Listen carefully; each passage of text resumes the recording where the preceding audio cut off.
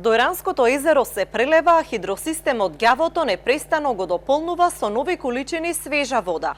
Иако езерото речиси го достигна нивото од пред 20 години и ги поплави плажите, а ги урна крај брежните пешачки патеки, хидросистемот работи со половина од расположливиот капацитет.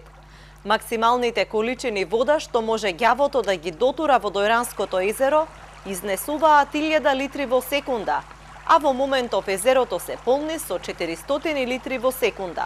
Моментално системот го користи, бидејќи на самиот брег на Дојранско езеро има изградено хидроцентрално приватно лице, кој има валиден договор со Министерството за животна средина и тој во моментот работи легално.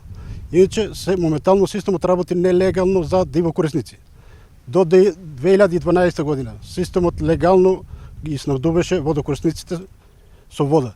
И од општина Дојран велат дека оваа пролет апелирале до Министерството за животна средина хидросистемот времено да престане со работа, поради сериозен проблем со нивото на езерото.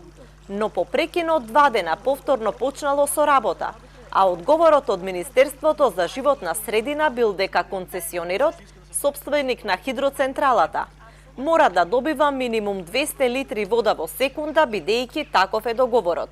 На прашањето до Министерството за животна средина, зошто не се намали или прекине дотурот на вода од хидросистемот во езерото, одговорија дека Министерството планира да изработи студија за утврдување на состојбата на Дојранското езеро и влијанието на хидросистемот Ѓавото во езерото, согласно која анализа ќе се констатира одржливоста и еколошката состојба на езерото и ќе се утврдат соодветни предлози и мерки за работа на системот.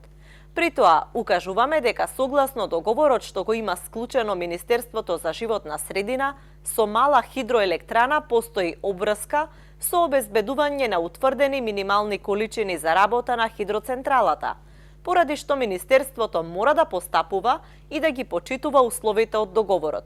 Дополнително укажуваме дека било кое стопирање на работата на системот и негово рестартирање ќе предизвика дополнителни финансиски трошоци, кое пак дополнително ќе се одрази на финансиското управување, стои во одговорот од Министерството за животна средина.